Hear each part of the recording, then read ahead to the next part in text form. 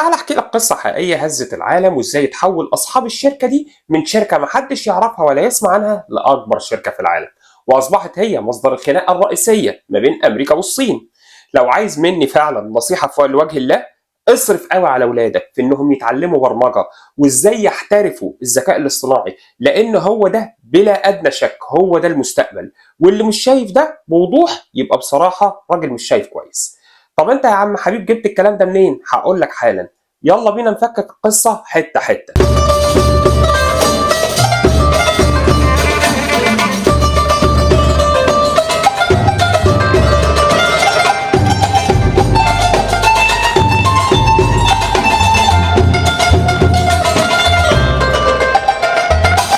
النهارده هنتكلم عن أهم سلاح في القرن الواحد والعشرين، الرقاقة الإلكترونية أو الشريحة الإلكترونية. بس الأول لازم نفهم يعني إيه هي الشريحة ولا الرقيقة الإلكترونية دي وبتعمل إيه بالظبط. بشرح مبسط جدا كأنك بتشرح الموضوع لجدتك، فالشريحة دي بالظبط هي موتور العربية. ينفع حضرتك تشغل عربية وتدورها وتروح بيها مشوار أو تسافر بيها هنا أو تروح بيها هنا وهي ما فيهاش أصلا موتور؟ اهي الشريحه دي بقى هي الموتور اللي بيحرك لك شويه صور للعيبه في جهاز البلاي ستيشن ويتفاعل معاك ويقول لك باصي الكوره من هنا لهنا واللعيب ده يخش يجيب جون ويقطع عليك الكوره ويعمل عليك فاول وبينالتي. ده لو انت عايز تفهم ببساطه الشريحه او الرقيقه الالكترونيه دي بتعمل ايه وازاي حصل قفزه في عالم الذكاء الاصطناعي. اللي بيملك الرقيقة أو الشريحة الإلكترونية الصغيرة خالص دي هو بيملك بمنتهى البساطة الذكاء الاصطناعي. اللي بقى بيملك الذكاء الاصطناعي ده ممكن يحدد شكل الاقتصاد والتكنولوجيا في المستقبل. الصراع ما بين أمريكا والصين مش بس على نفط أو غاز، لا ده على العقول الإلكترونية اللي جوه الرقائق دي. قلب الصراع ده بقى شركة انفيديا اللي بقت قيمتها السوقية أكبر من قيمة سوقية لشركات بترول كاملة. تعالوا نفكر قصة ليه أمريكا بتمنع، ليه الصين بترد، وإنفيديا واقفة إزاي ما بين مطرقة أمريكا وسندان الصين. لما نتكلم عن التكنولوجيا النهاردة صعب نتجاهل اسم بقى مرادف للذكاء الاصطناعي، انفيديا. الشركة دي بدأت في التسعينات، يعني من 30 سنة فاتوا، كشركة صغيرة بتصنع كروت جرافيك للألعاب. محدش كان يتخيل وقتها إن الرقائق اللي بتشغل الألعاب الإلكترونية البسيطة دي هتبقى بعد سنين محرك الثورة التكنولوجية الأكبر في العالم.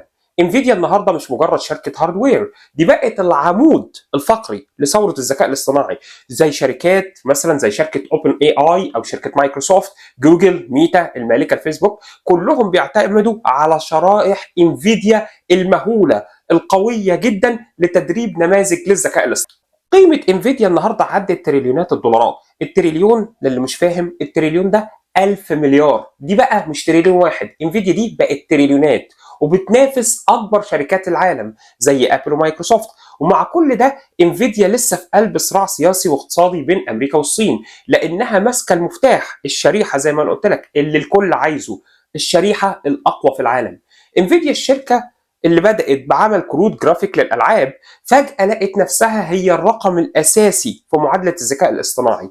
عملت شريحة زي H100 و H20 اللي بقت المحرك الأساسي لتدريب أي موديل أو أي نموذج ضخم للذكاء الصناعي. يعني مثلا شات جي بي تي اللي حضرتك بتسأله بأي سؤال وبيرد عليك برد تفصيلي وبيتكلم معاك كأنه بني آدم بجد أو واحد صاحبك، هو معتمد في إنشائه على الآلاف من شرايح انفيديا. هحاول أبسطها لحضرتك أكتر. تخيل إنك عايز تعمل موديل يقرأ 100 مليون كتاب ويلخصهم. العلماء حسبوها لقوا ان الكمبيوتر العادي اللي في بيت حضرتك هياخد تقريبا 50 سنه متواصلين الكمبيوتر ما يطفيش عشان يقدر يقرا ال 100 مليون كتاب ويلخصهم لك ويعمل لك تلخيص لكل كتاب. لكن ببطاقات او شرايح انفيديا الالكترونيه الموضوع ده ممكن يتعمل في 3 اسابيع. انت متخيل القفزه التكنولوجيه والثوره اللي عملتها شرايح انفيديا اللي بقت خطيره جدا في عالمنا النهارده ممكن تعمل ايه؟ انفيديا من حوالي كام شهر قدرت تطور مجموعة من الشرايح ووصلتها لمستوى ذكاء اصطناعي عالي جدا وبقت تعمل حاجات لا يمكن تتخيل ان شريحة الكترونية قدرت تعملها. فالإدارة الأمريكية قالت ان لو الصين اشترت احدث شرايح انفيديا الرهيبة دي هتستخدمها في الجيش او في المراقبة او تطوير اسلحة، لان اجهزة الاستخبارات الامريكية رصدت من فترة ان الصين بتشتري شرايح انفيديا دي وطورت بيها روبوتات على شكل كلاب، وفوق ظهر الكلاب دي رشاشات سريعه الطلقات تقدر تضرب طلقات 360 درجه. تخيل حضرتك كلب روبوت داخل بيهاجمك وعلى ظهر الرشاش بيضرب 360 درجه. انت ممكن متخيل حجم الدمج اللي الروبوت دوت ممكن يعمله؟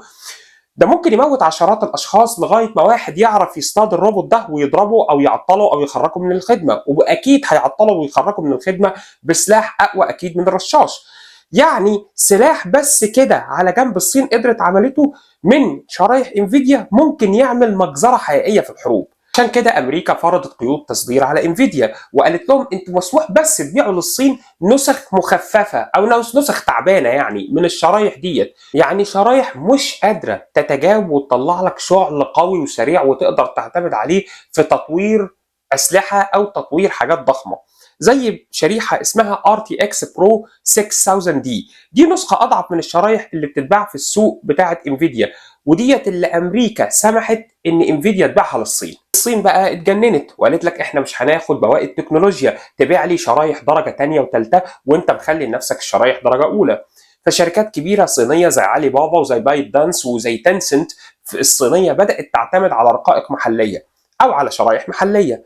مع مثلا في شركه اسمها تشاينا يونيكوم، دي شركه اتصالات كبيره جدا، قدرت تطور 23,000 شريحه ذكاء رقيق او رقيقه ذكاء اصطناعي صينيه في منشاه حوسبيه. التحدي الرهيب اللي قابلته الصين لما جت تعمل الشرايح دي بنفسها لقيت ان الجوده اقل بكتير والانتاجيه اضعف. يعني بدل ما تقدر تنتج مثلا اليوم اللي تقدر تنتج فيه امريكا مثلا 30 شريحه، الصين يا دوبك بتقدر تنتج 15. لا ده الاكتر من كده بقى، امريكا مضيقه على الصين جدا ان هي تقدر تشتري معدات المكن اللي بيصنع الشرايح ده. امريكا مش قادره توصل له الصين لان سر المكن وازاي الامكانيات اللي جوه المكن ده في ايد امريكا، وامريكا هي اللي عارفه ازاي المكن ده بيعمل الشرايح. ديك تشبيه مبسط، واحد بيحاول يعمل عربيه محليه من غير ما يقدر يجيب المكن اللي بيصنع الموتور نفسه. انت متخيل ان عمره هيصنع العربيه؟ ده هو ما عندوش المكن اللي يصنع له الموتور، هيقدر يصنع العربيه ازاي؟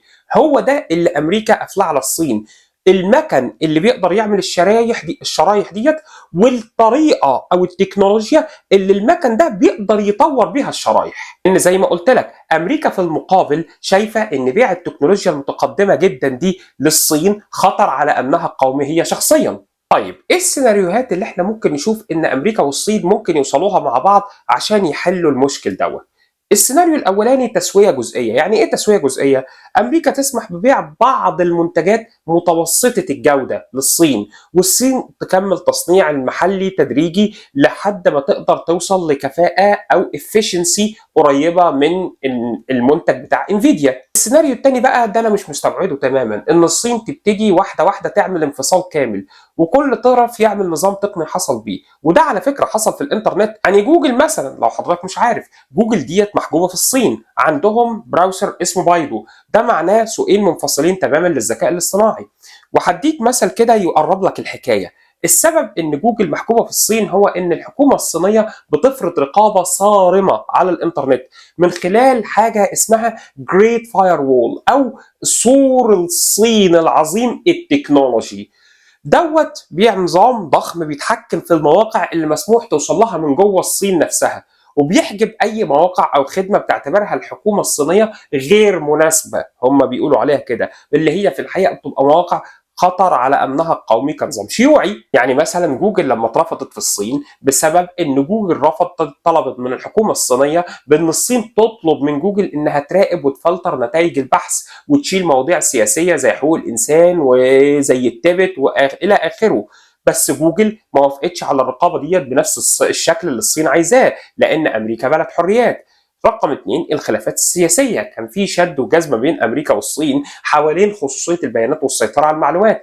امريكا بتخش عن طريق شركه جوجل بتقدر بطريقه او ما ممكن تقدر تجمع معلومات عن الصين، والصين مش عايزه دوت خالص حفاظا على امنها القومي، وبالتالي قالت لك انا ابني في حجر ادور عليه ليه؟ طب ما انا اعمل بايدو واقدر اجمع انا معلومات عن الشعب الصيني زي ما انا عايزه. الصين كمان لما منعت جوجل هي كانت بتحمي الشركات المحليه، يعني لما الحكومه الصينيه حجبت جوجل ويوتيوب وفيسبوك فتحت المجال لشركات محليه صينيه زي مثلا بايدو في محرك البحث، او ويشات اللي هو كان بديل الفيسبوك او واتساب، ويوكو وتيك توك اللي هم بديلين يوتيوب. السيناريو الثالث ده برضه وانا مستبعده لان امريكا مش هبله، ان الصين تحاول تحصل على الشرايح بتاعه انفيديا المتقدمه ديت جدا عن طريق طرق التفافيه، يعني تروح للدول وسيطه وتشتري منها الشرايح ديت. وطبعا امريكا فاهمه ده كويس، وامريكا مش هبله، واكيد هتحط قيود صارمه في العقود بتاعتها لما تبيع الشرايح المتقدمه ديت لدول معينه،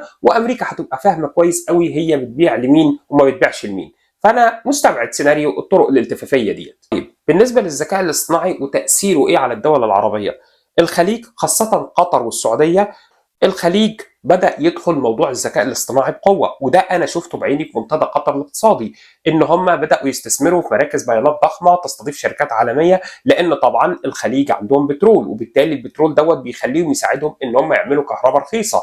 والسيرفرات اللي بتخدم على الذكاء الاصطناعي ديت بتبقى محتاجة كمية كهرباء رهيبة. كمية كهرباء رهيبة ليه؟ علشان تقدر تشغل عدد السيرفرات أو مراكز الحفظ الداتا ديت بتستهلك كهرباء بطريقه كبيره جدا. وكمان المراكز دي او مراكز السيرفرات دي بتحتاج تبريد مهول، لان السيرفرات ديت بتسخن بطريقه رهيبه، فبتحتاج كميه تبريد مهول وكميه مكيفات واستهلاك للطاقه عالي جدا. وبالتالي ان الخليج عنده الكهرباء رخيصه بفلوس شبه معدومه، فبداوا يعملوا مراكز البيانات الضخمه ديت في قطر وفي السعوديه. يعني مثلا عندك صندوق قطر السيادي اعلن استثمارات في شركات ذكاء اصطناعي امريكيه زي شركه انثروبيك. يعني منطقتنا ممكن تبقى محطه رئيسيه في سباق الذكاء الاصطناعي، وانا شايف اللي بيخش السباق دوت هيبقى اكيد كسبان، لان هو ده المستقبل والعالم كله بيتحرك ناحيته. خلاصه، حرب الرقائق او الشرايح الالكترونيه دي مش مجرد حرب تكنولوجيه، لا،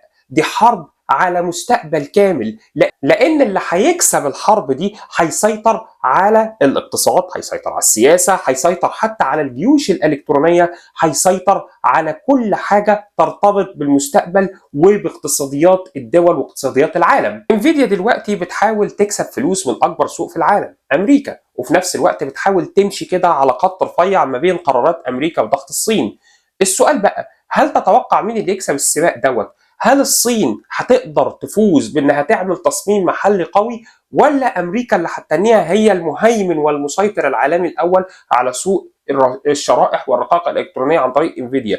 يسعدني جدا اسمع راي حضراتكم في الكومنتات والتعليقات، وانت شايف ان الصراع ده ممكن يروح لفين؟ لو انت فعلا استفدت من الحلقه ديت وشايف ان الحلقه دي عجبتك، ما تنساش اللايك والشير واكيد السبسكرايب، ومشرفني جدا. والسلام عليكم ورحمه الله وبركاته.